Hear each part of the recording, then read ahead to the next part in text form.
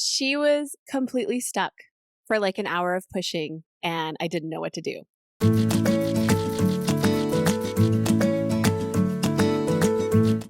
Hi, you guys. I'm Andrea Olson. This is a Go Diaper Free podcast. This is episode 247. You can find the full show notes, including the transcript of what I'm about to share with you at godiaperfree.com/247, including any of the resources I mentioned in today's episode. But yeah, you guys, I've missed you so much. I'm back for just this episode and a couple other here and there. And today I want to talk to you about and tell you Marilyn's unassisted home birth story. So Marilyn is my sixth baby. She was born in February of this year, and she's my final baby. So I thought about the kind of birth that I wanted throughout the pregnancy, and my partner this is his first time being a dad. So he had a billion questions about, oh my goodness, like you're going to give birth how? Without a midwife, without a doctor, like in our tub. He was kind of freaking out, but I told him, you know what? I've done this twice before, one with Cooper and once with Twyla, and I got this. Don't worry. And there's an EMT and a fire department right across the street just in case something bad happens. So anything that you need a transfer for, or that I needed a transfer for any of the three major things that could go wrong during childbirth, which are all listed in my book called Brave New Birth, which you can get on Amazon, by the way. But all of those reasons, you have 15 minutes to get to the hospital. Well, since we have EMTs across the street that could also take me to the hospital, which is less than 15 minutes away, that was my plan B backup. And I totally felt confident as I'm going to labor as much as possible here at home when this baby comes. And if I can do it at home alone, I will. And if I decide I want to go to the hospital, I will. And I've definitely done that a couple of times too, if you guys have heard any of my birth stories before. So anyway, today we're going to go over the birth story. We're going to go over why Marilyn was stuck, which we didn't find out until after the fact. And it's a really good, juicy story. So let's get on with it. I do have some notes here because, man, it's not very fresh in my mind anymore. It's been 5 months. She's already she's an early crawler. It's nuts. She is on a mission, this girl. But I did make some notes like a day after because I wanted to be fresh on my mind. There were a couple of amazing ways that I feel like God intervened in the whole process to make the birth exactly how it was. And it was amazing. So Cooper, he's now 8 years old. He was also born unassisted, very chill kid. He got sick with a 24-hour bug and threw up at school on Thursday. And I was like 9 days overdue at this point. So the next day, he did not go to his dad's house for the weekend, but all the other kids did. So we almost had an empty house. My other son, who's almost 13, went to his dad's. And usually my babies have been waiting until all the kids are at grandma's or at wherever they are. They're not in the house because some babies like to come when all the kids are in the house. Some babies like to come when nobody's at home. Some babies like to come in the car on the way to the hospital. You never know. It's not necessarily you that starts labor. It might not be your body. It might be a combination of your body, the baby's hormones, and all the things. So in any case, Cooper had a bug. He was puking on a Thursday. So Friday, he did not go to dad's. So I was like, well, I'm getting pretty past my due date. And this is my sixth baby. I thought I'd be 2 weeks early like I was with the last two. Of course, I was wrong. I figured this baby wants to come when all the kids are gone, and I was wrong. So Cooper is still at home. Kids are at their dad's. Friday night comes along and I'm like, honey, I'm going to TJ Maxx. I need to get a birthing ball and I want to take a walk and I'm restless and I just want to get out of the house. So I went to TJ Maxx. Of course, went in to spend $10 on a birthing ball and ended up coming home with a birthing ball and $100 of other crap that I didn't need. And I took a long walk in the store. I used like the shopping cart to kind of lean on because I was like super huge pregnant, you guys. I'd gained like 45 pounds. Everybody was probably looking at me like, what is this whale doing at the store right now? Is she going to give birth on our linoleum floor? And I was like, no, baby's not coming anytime soon. I get home from this shopping trip, find out that the birthing ball is like way too big, but whatever. That's what I had. Oh, no, I'm sorry. It wasn't actually way too big. It was way too small. It was like tiny.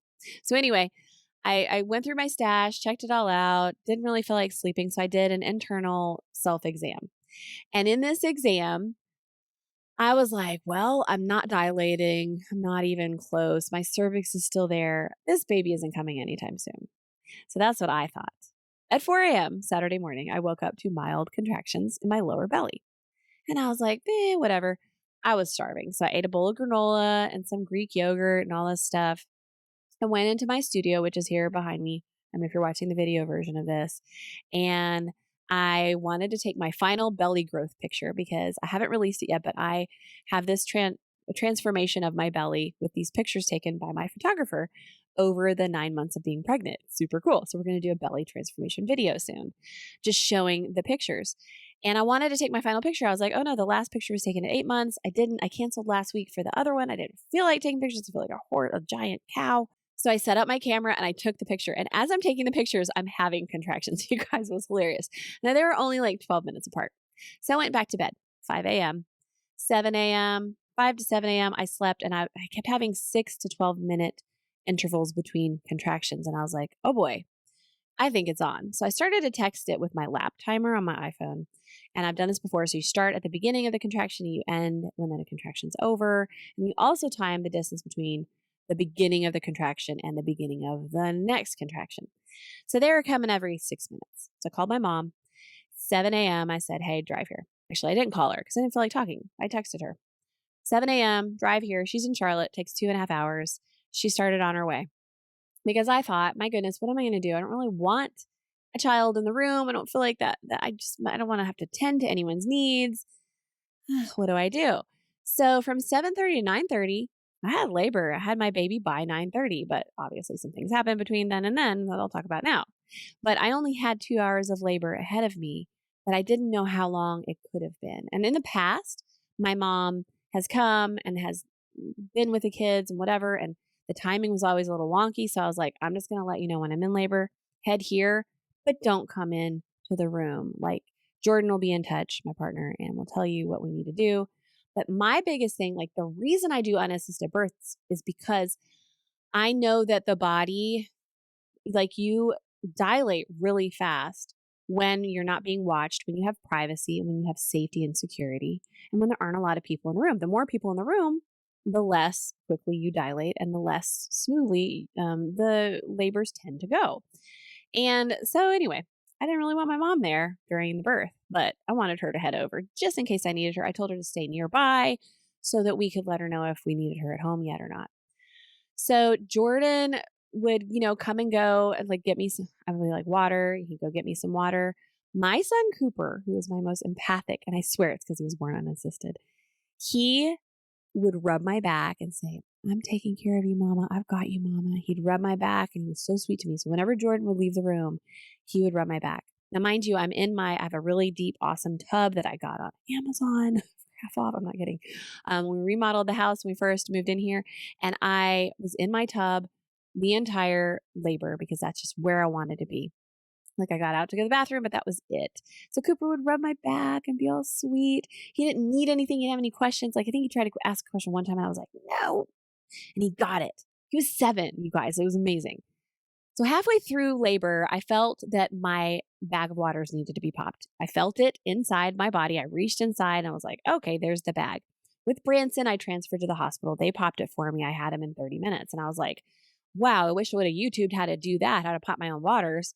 And I'm not recommending this to anybody. This is not medical advice. Please do not. This is just my experience. I'm not giving you guys advice on how to do it yourselves. But what I did is while I was pushing really hard in a contraction, I poked it with my fingernail and my bag of waters popped. I was imagining scratching it. I just had this weird like a dream, seeing myself do it. So it occurred to me and I decided just to do it. So I had a pause there that comes after your waters break. And then the contractions got really intense, right? Then I felt the head. So this is a matter of like 10, 15 minutes after popping my waters, there was the head. Now at this point, I am older than most of you, probably a lot older than most of you. And I have had a lot of babies, sure, but like my body, whew, man, this was tough on my body. So I decided I'm 9 days overdue or 10 days or 11 days. I just want to get this baby out of me. So I decided to start pushing without contractions helping me. I was getting impatient. I was like, why is this taking so long? It's already been an hour. Both of my other unassisted births were 75 minutes. Like, why is this taking so long? Which is silly when I think about it. But hey, that's what was happening in the moment. The word stuck kept recurring in my mind. And I'm like, why do I keep seeing this word stuck? Because, you're in this liminal space of just like, what? You're not quite in your normal right mind, right? So then I was thinking, well, do I transfer to the hospital? Is this baby really stuck? And then I was like, oh, heck no. See, I am one, and you can hate on me for this if you want to, but please don't leave a review that says that I'm so like anti whatever. But I don't like to wear masks. I have asthma. I've avoided hospitals and doctors for the last few years. Our local hospital was still requiring masks. So if I would have transferred, I would have had to wear one. During labor, they still were doing it. And now they're not, finally, thank God. But I was like, just for that reason alone, I'm not transferring to the hospital because I won't wear one and then I'll get kicked out and then they won't let me have my baby and there'll be all sorts of messes. So I didn't want to have that conflict. So I was like, I'm just going to make this happen. So I was doing warrior yells. You guys, I was in like a one knee down, one knee up kind of squatting position the whole time. And I had my legs so far apart. I was like spread all the way, almost doing the splits in that tub, just trying to make room for this baby to come out. And Jordan is a younger than me, so he's like a fan of Dragon Ball Z, or he used to be. He said that the yells that I was letting out were just like Dragon Ball Z. So if you know what I'm talking about, yeah, funny. I was like, I'm not going to the hospital. And I didn't feel like there were any emergencies. I wasn't gushing blood. I didn't have poop in my meconium coming out, etc. So, I definitely was like healthy and feeling good. And like in my book, Brave New Birth, you'll see that I studied to become a doula just so I could do my own home births and my own unassisted births. So I'm pretty educated on the topic. But yeah, I was like, dang, I got to get this thing out. So her head was sitting in the edge of my vagina for so long, pushed a long time. I stood up and arched my back a couple of times. Like I was just going with what my body wanted. And then I had pooped in the tub and there was also blood in the tub. It was my poop, not the baby's. Jordan had tried to refill the tub during labor and it didn't work because I was just like, I don't want the water to go away. So it wasn't like super dirty, stinky or anything, but it was just a little bit like I wish looking back, I would have had a little net. But anyway, didn't. Yeah. So just looking at my notes, like the head would not come through. I was hesitant to really let her come out because of the poop water. And I also didn't want to tear because I've never torn. So then I asked Jordan to stand, or I didn't ask him. I meanly told him, stand me up twice and then put me down. So like, he's like lifting me out of the water and putting me back in. I pushed, I tried to wait for the contractions. The contraction came and it helped. So I started to remember, let the contraction help you push during the contraction. You'll know to push by your body. So finally the contraction came and I pushed and the head was out. Cooper walked into the bathroom. He saw her head sticking out. Jordan didn't because he was behind me. And he saw the rest. He saw the whole birth. What a gift for this child. He was so happy. The rest of my kids were like, thank goodness we weren't there. But Cooper was like, it was so beautiful. I'm so glad. I mean, this has impacted his life, I'm sure. So I didn't get the urge to push her body out. And I was starting to get worried. And I was like, Jordan, just catch her. And I braced myself. And I was like, stop pulling her. And he's like, I'm not pulling. He wasn't even touching her. And I thought, oh, well, she's turning, but it's so slow. Surely she's just moving into position. I was worried about the poop water, but then her head was turning. And then I thought, well, do I need to pull her shoulder and hook her arm like I've heard? Finally, there was a little movement and I stopped worrying and I pushed without much contraction. And then another contraction happened and I pushed there because I had the urge. And that's the thing I talk about a lot in my book, Brave New Birth, and that I learned from my mentor is that you'll know and you'll feel that urge to push. And when we push without that urge, then we can cause prolapse, and which I did. I caused an anal prolapse for a little while. But anyway, like there's also pelvic floor issues that I'm dealing with now because I was pushing without contractions. But I was really I'm old and tired. I just want to get this baby out. So then the contraction came and I pushed her body out. She was purple and she was limp with white hands and feet. She was making a growling noise occasionally, so I knew that was a good sign. That means she is starting to transform from a water mammal to an earth mammal. I blew in her face a couple of times just to kind of show her, this is how you breathe. Jordan and Cooper were oohing and awing, and I was just focused on getting her started up, which is just an instinct and also what I've learned in doula class. I got her started up, but basically she started and the part of the heart that closes up, and there's all this biological stuff that happens. There's a process. It can take from 1 to 15 minutes to get the breathing going on land. And at the end of it all, she was crying, which is a great sign. And then we relaxed in the bathtub. And then I realized, oh my God, it's so dirty. She was exhausted. So was I. So we moved over to my bed, which was ready.